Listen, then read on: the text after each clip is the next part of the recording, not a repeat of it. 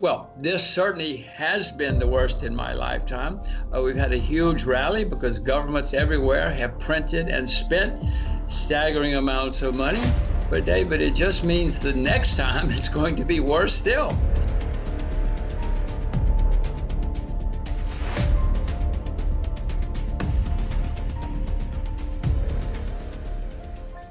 6 months ago, the United States, I'll use the U.S. again, was the largest debtor nation in the history of the world. Never had anybody been so deep in debt. David, since then, the U.S. has increased its debt by trillions, with a T, trillions more. You know, if you give me a few $1 trillion, I will show you a very, very good time. We will all have a wonderful time with a few $1 trillion. But David, somebody eventually has to pay the price, because somebody has to worry about paying it back. You know, David, it is these days are not good for old people. They are not at all good for young people. Even you, I mean, you're not old, you're not too young.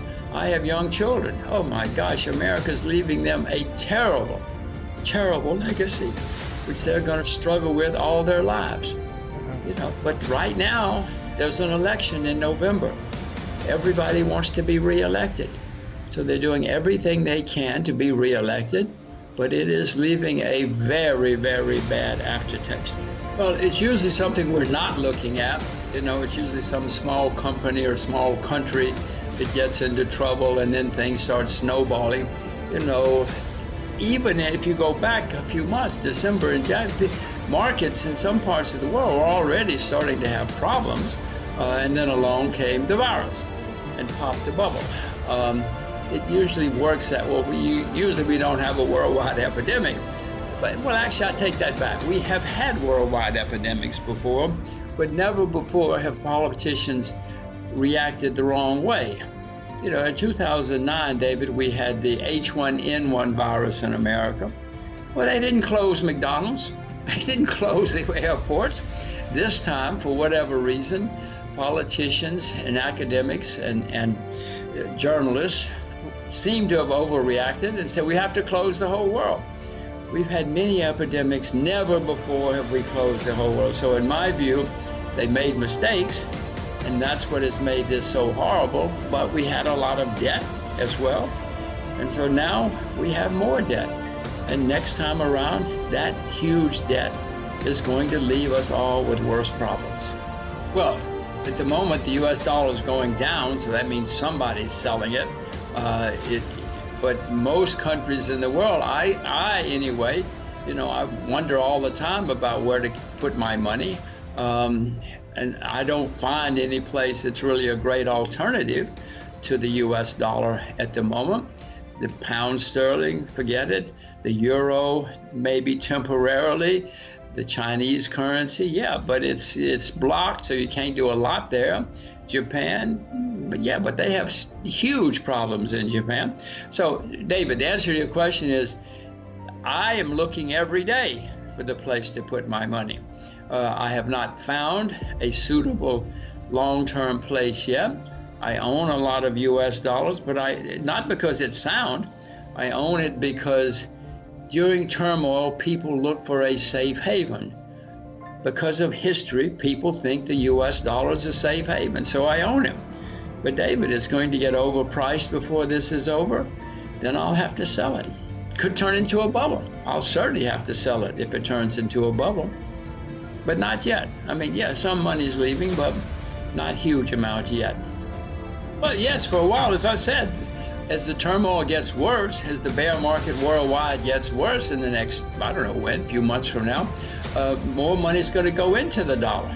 You don't want to put your money in euros. You don't want to put your money in sterling or pound sterling. None of these things are, I mean, they're all less good, at least people think, than the dollar. And so money will flow back into the U.S. dollar, and it will get overpriced. If you know a currency that is sound and stable and will survive all of this, please do not say it out loud. Please send me a private email, because I'm looking for that currency.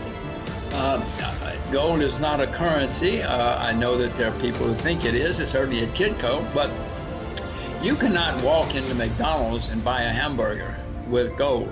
You cannot walk into Ginza in Tokyo and buy, unagi with gold. So, yes, I know that. Yes, I know about gold. I've owned gold for many years, decades. Gold is not a currency now. If you want to use it, go down to the shop and try to buy some bread. Well, we always look for easy solutions when things get bad. Again, read history. It always happens. People look for something that will make life easier, and they try it.